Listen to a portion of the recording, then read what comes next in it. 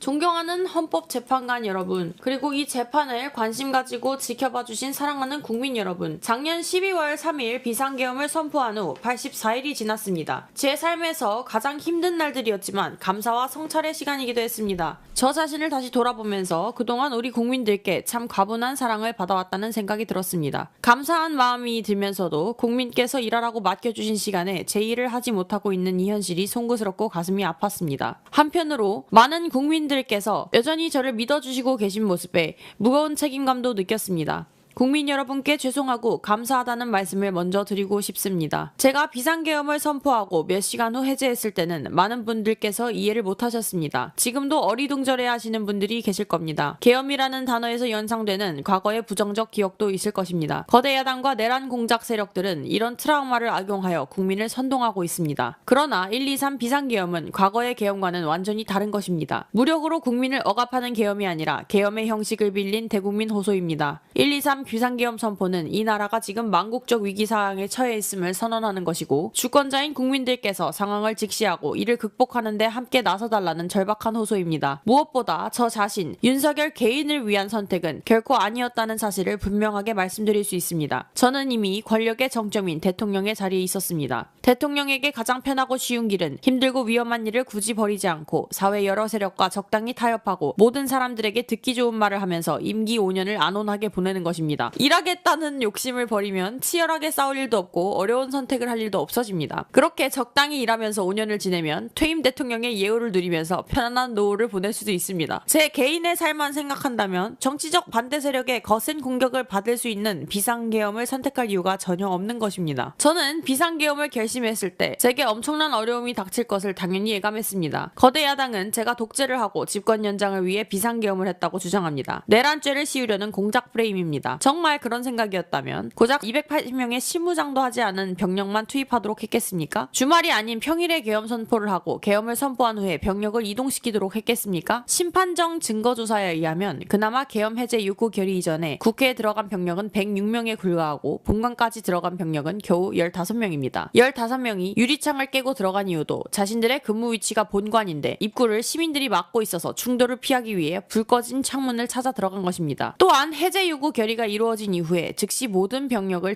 철수시켰습니다. 투입된 군 병력이 워낙 소수이다 보니 국회 외곽 경비와 질서 유지는 경찰에 요청했습니다. 부상당한 군인들은 있었지만 일반 시민들은 단 한 명의 피해도 발생하지 않았습니다. 처음부터 저는 국방부 장관에게 이번 비상계엄의 목적이 대국민 호소용임을 분명히 밝혔습니다. 또한 국회의 계엄 해제 요구가 신속히 뒤따를 것이므로 계엄 상태가 오래가지 않을 것이라고 했습니다. 하지만 그런 내용을 사전에 군 지휘관들에게 그대로 알릴 수는 없었습니다. 그래서 최소한의 병력을 실무장하지 않은 상태로 투입함으로써 군의 임무를 경비와 질서 유지로 확실하게 제한한 것입니다. 많은 병력이 무장 상태로 투입되면 아무리 조심하고 자제하라고 해도 군중과 충돌하기 쉽습니다. 그런 일이 발생하지 않도록 원천적으로 차단한 것이고 실제 결과도 예상을 벗어나지 않았습니다. 제가 소수병력, 비무장, 경험 있는 장병 이 세 가지를 국방부 장관에게 명확히 지시한 이유입니다. 그런데도 거대 야당은 이것을 내란이라고 주장하고 있습니다. 병력 투입 시간이 불과 2시간도 안 되는데 2시간짜리 내란이라는 것이 있습니까? 방송으로 전 세계, 전 국민에게 시작한다고 알리고 국회가 그만두라고 한다고 바로 병력을 철수하고 그만두는 내란을 보셨습니까? 대통령이 국회를 장악하고 내란을 일으키려 했다는 거대 야당의 주장은 어떻게든 대통령을 끌어내리기 위한 정략적인 선동 공작일 뿐입니다. 대통령의 법적 권한인 계엄 선포에 따라 계엄 사무를 하고 질서 유지 업무를 담당한 공직자들이 이러한 내란몰이 공작에 의해 지금 고초를 겪고 있는 것을 보며 가슴이 찢어지는 듯합니다. 이분들이 대통령의 장기 독재를 위해 일을 했겠습니까? 대한민국의 현실에서 장기 독재를 상상도 할 수 없다는 사실을 잘 아는 분들이고 이미 자기 분야에서 최고의 위치에 올라 더 바랄 것도 없는 분들입니다. 이분들은 대통령의 법적 권한 행사에 따라 맡은 바 직무를 수행한 것뿐입니다. 헌법재판관 여러분, 그리고 국민 여러분, 대통령의 자리에서 많은 정보를 가지고 국정을 살피다 보면 남들에게는 보이지 않는 것들, 겉으로는 잘 드러나지 않는 문제점들이 많이 보이게 됩니다. 당장은 괜찮아 보여도 얼마 뒤면 큰 위기로 닥칠 일들이 대통령의 시야에는 들어옵니다. 서서히 끓는 솥단의 개구리처럼 눈 눈앞의 현실을 깨닫지 못한 채 벼랑 끝으로 가고 있는 이 나라의 현실이 보였습니다. 언제 위기가 아닌 때가 있었냐고 생각하는 분도 있을 것입니다. 하지만 그동안의 위기가 돌발 현안 수준의 위기였다면 지금은 국가 존립의 위기, 총체적 시스템의 위기라는 점에서 그 차원이 완전히 다릅니다. 미국 트럼프 대통령은 취임 첫날 국가 비상사태를 선포하고 군을 투입했습니다. 미국이 국가 비상사태인가에 대한 판단은 다를 수 있습니다. 하지만 불법 체류자와 마약 카르텔 그리고 에너지 부족 등 미국이 당면한 위기에 맞서 미국 국민들을 지키기 위한 대통령의 결단임은 분명해 보입니다. 그렇다면 우리나라의 현실은 어떻습니까? 국가 비상사태가 아니라고 단언할 수 있습니까? 북한을 비롯한 외부의 주권 침탈 세력들과 우리 사회 내부의 반국가 세력이 연계하여 국가 안보와 계속성을 심각하게 위협하고 있습니다. 이들은 가짜뉴스, 여론조작, 선전선동으로 우리 사회를 갈등과 혼란으로 몰아넣고 있습니다. 당장 2023년 적발된 민주노총 간첩단 사건만 보아도 반국가 세력의 실체를 쉽게 확인할 수 있습니다. 이들은 북한 공작원과 접선하여 직접 지령을 받고 군사시설 정보 등을 북한에 넘겼습니다. 북한의 지령에 따라 총파업을 하고 미국 바이든 대통령 방한 반대, 한미연합훈련 반대, 이태원 참사 반정부 시위 등 활동을 펼쳤습니다. 심지어 북한의 지시에 따라 선거에 개입한 정황도 드러났습니다. 지난 대선 직후에는 대통령의 탄핵의 불씨를 지필하면서 구체적인 행동 지령까지 내려왔습니다. 실제로 2022년 3월 26일 윤석열 선제 탄핵 집회가 열렸고 2024년 12월 초까지 무려 178회 대통령 퇴진 및 탄핵 집회가 열렸습니다. 이 집회에는 민노총 산하 건설노조, 언론노조들이 참여했고 거대 야당 의원들도 바람대에 올랐습니다. 북한의 지령대로 된 것이 아닙니까? 요즘 세상에 간첩이 어디 있냐고 말하는 사람들도 있습니다. 하지만 간첩은 없어진 것이 아니라 대한민국의 자유민주주의를 무너뜨리는 체제 전복 활동으로 더욱 진화한 것입니다. 그런데 이러한 간첩 활동을 막는 우리 사회의 방어막은 오히려 약해지고 곳곳에 구멍이 난 상태입니다. 지난 민주당 정권의 입법 강행으로 2024년 1월부터 국정원의 대공수사권이 박탈되고 말았습니다. 간첩단 사건은 노하우를 가진 기관에서 장기간 치밀하게 내사, 수사를 해야 합니다. 그런데 제대로 준비할 시간도 없이 전문성과 경험이 부족한 경찰에 대공수사권이 넘어가 버렸습니다. 간첩이 활개치는 환경을 만든 것입니다. 게다가 애써 잡아도 재판이 장기간 방치되는 상황까지 발생하고 있습니다. 현재 재판이 진행 중인 간첩 사건이 민노총 간첩단, 창원 간첩단, 청주 간첩단, 제주 간첩단 등 4건이나 됩니다. 그런데 청주 간첩단 사건은 1심 판결까지 29개월이 넘게 걸렸고 민노총 간첩단 사건도 1심 판결에 1년 6개월이 걸렸습니다. 이들은 구속기간 만료 후 석방되어 1심 판결로 법정 구속이 될 때까지 버젓이 거리를 활보하고 다녔습니다. 현재 창원 간첩단 사건은 2년 가까이 재판이 중단되어 있고 제주 간첩단 사건도 1년 10개월째 재판이 파행 중입니다. 이들도 모두 석방된 상태입니다. 간첩을 잡지도 못하고 잡아도 제대로 처벌도 못하는데 이런 상황이 과연 정상입니까? 그런데도 거대 야당은 민노총을 옹호하기 바쁘고 국정원 대공수사권 박탈에 이어 국가보안법 폐지까지 주장하고 있습니다. 경찰의 대공수사에 쓰이는 특활비마저 전액 삭감해서 영원으로 만들었습니다. 한마디로 간첩을 잡지 말라는 것입니다. 작년에는 중국인들이 드론을 띄워 우리 군사기지,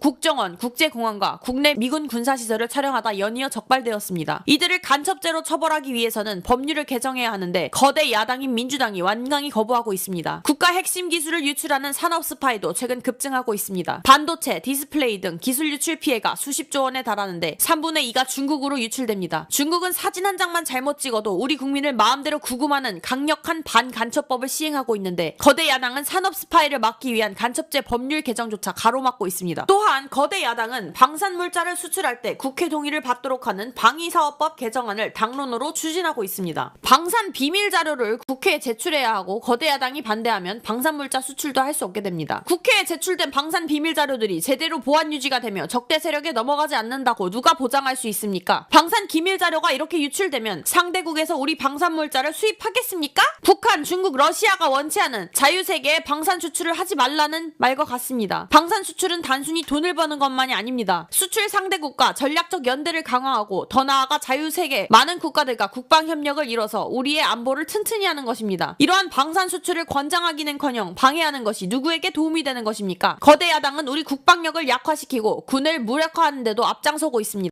병력을 파병하며 러시아와 군사 밀착을 시도하고 있습니다. 우리에게 매우 심각한 안보 위협입니다. 그런데도 이를 살피기 위해 참관단을 보내려 하자 거대 야당은 당시 신원식 국방장관 탄핵까지 겁박하며 이를 결사적으로 막았습니다. 심지어 거대 야당은 우크라이나 참관당 파견, 대북 확성기와 오물풍선 대응 검토 등 우리 군의 정당한 안보 활동까지 외환죄라고 주장하고 있습니다. 국가와 국민의 안전을 지키려는 대통령을 전쟁광이라고 비난하고 북핵 위험에 대응하는 한미일 합동훈련을 극단적 친일 행위라고 매도했습니다. 1차 대통령 탄핵소추안에는 북한, 중국, 러시아를 적대시한 것이 탄핵 사유라고 명기하기까지 했습니다. 190석에 달하는 무소불위의 거대 야당이 우리나라와 우리 국민 편이 아니라 북한, 중국, 러시아의 편에 서 있는 것입니다. 이러한 상황이 국가 위기 상황이 아니면 무엇이란 말입니까? 이뿐이 아닙니다. 거대 야당은 핵심 국방 예산을 삭감하여 우리 군을 무력화하려 하고 있습니다. 거대 야당은 전체 예산 가운데 겨우 0.65%를 깎았을 뿐이라고 주장합니다. 하지만 그 0.65%가 어디냐가 중요한 것입니다. 마치 사람의 두 눈을 빼놓고 몸 전체에서 겨우 눈알 2개 뺐다고 말하는 것과 같은 이야기입니다. 거대 야당이 삭감한 국방 예산은 우리 군의 눈알과 같은 예산입니다. 북한 핵과 미사일 기지를 선제 타격하는 킬체인의 핵심인 정찰 자산 예산을 대폭 삭감했습니다. 핵심 전력인 지휘 정찰 사업 예산을 2024년 대비 4,852억 원 감액했고 전술 데이터 링크 시스템 성능 개량 사업은 무려 78%를 삭감했습니다. 우리 국민을 향해 날아오는 미사일을 요격하는 KAMD, 즉 한국형 미사일 방어체계 구축도 예산 삭감으로 개발이 중단될 위기입니다. 장거리 함대공 유도탄 사업을 위해 예산 119억 5,900만 원을 책정했지만 96%를 삭감하고 5억 원만 남겼습니다. 아무리 주먹이 세도 앞이 보이지 않으면 싸울 수 없듯이 감시정찰 자산이 없으면 아무리 좋은 무기도 무용지물입니다. 게다가 최근 북한의 드론 공격이 가장 큰 위협으로 대두되고 있는데 드론 방어 예산 100억 원 가운데 무려 99억 5,400만 원을 깎아서 사업을 아예 중단시켰습니다. 도대체 누구의 지시를 받아서 이렇게 핵심 예산만 딱딱 골라 삭감했는지 궁금할 정도입니다. 게다가 지난 민주당 정권은 국군 방첩사령부의 수사요원을 2분의 1가량 대폭 감축하여 군과 방산에 대한 정보활동과 방첩활동에 심각한 타격을 주었습니다. 또 과거 간첩사건과 연루된 인물을 국정원의 주요 핵심 간부로 발령내서 방첩기관인지 정보유출기관인지 모를 조직으로 방치하기도 했습니다. 지난 정부 시절 이런 일들을 주도한 인물들이 여전히 거대 야당의 핵심 세력으로서 국가안보를 흔들고 있습니다. 우리 정부 들어 국정원이 국가안보의 중추기관으로 거듭나도록 노력하였고 국군 방첩사의 역량 보강을 위해 힘썼습니다만 아직 문제의 뿌리를 제대로 다 드러내지 못했습니다. 부수고 깨트리기는 쉬워도 세우고 만들기는 어렵고 시간이 많이 걸리기 때문입니다. 이런 상황이 겉으로는 멀쩡한 것으로 보이지만 실질적으로는 전시사변에 못지않은 국가 위기 상황이라고 저는 판단하고 있습니다. 거대 야당은 야당에 대한 대통령의 인식을 탓하기 전에 공당으로서 국가에 대한 책임 있는 자세와 신뢰를 보여주는 게 우선이라고 생각합니다. 저는 자유민주주의 헌법 원칙, 국가안보, 핵심 국익 수호만 함께한다면 어떤 정치 세력과도 기꺼이 대화하고 타협할 자세가 되어있는 사람입니다. 나라와 국민을 위한 일에 좌파 우파가 어디 있습니까? 하지만 자유를 부정하는 공산주의, 공산당 일당 독재, 유물론에 입각한 전체주의가 다양한 속임수로 우리 대한민국에 스며드는 것은 막아야 합니다. 이런 세력과 타협하고 흥정해서는 안 됩니다. 우리가 가치를 공유하지 않는 나라와 교역도 할 수 있고 국제협력, 상호이익을 추구할 수도 있습니다. 하지만 우리 정치체제에 영향을 미치고 스며드는 것은 막아야 합니다. 그것이 국방안보만큼 중요한 정치안보입니다. 바로 자유민주주의를 지키는 길입니다. 자유민주주의 국가의 공당이라면 이런 세력을 옹호하고 이런 세력과 손잡는 일은 절대 해서는 안 되는 것입니다. 헌법재판관 여러분, 그리고 국민 여러분, 거대 야당은 제가 취임하기도 전부터 대통령 선제 탄핵을 주장했고 줄탄핵, 입법 폭주, 예산 폭거로 정부의 기능을 마비시켜 왔습니다. 거대 야당은 이러한 폭주까지도 국회의 정당한 권한 행사라고 강변합니다. 그러나 국회의 헌법적 권한은 국민을 위해 쓰라고 부여된 것입니다. 자신들의 정치적 목적을 위해 정부 기능을 마비시키는데 그 권한을 악용한다면 이는 헌정 질서를 붕괴시키는 국헌문란에 다르지 않습니다. 또한 거대 야당은 제가 비상계엄으로 국회의 권능을 마비시키려 했다며 내란몰이를 계속하고 있습니다. 하지만 거대 야당은 제가 대통령에 취임한 후 지금까지 지속적으로 끈질기게 정부의 권능을 마비시켜 왔습니다. 마치 정부를 마비시키는 것이 유일한 목표인 것처럼 국회의 권한을 마구 휘둘러 왔습니다. 국회의원과 직원들의 출입도 막지 않았고 국회 의결도 전혀 방해하지 않은 2시간 반짜리 비상계엄과 정부 출범 이후 2년 반 동안 줄탄핵, 입법 예상 폭거로 정부를 마비시켜온 거대 야당 가운데 어느 쪽이 상대의 권능을 마비시키고 침해한 것입니까? 거대 야당은 국무위원은 물론이고 방통위원장, 검사, 감사원장에 이르기까지 탄핵하고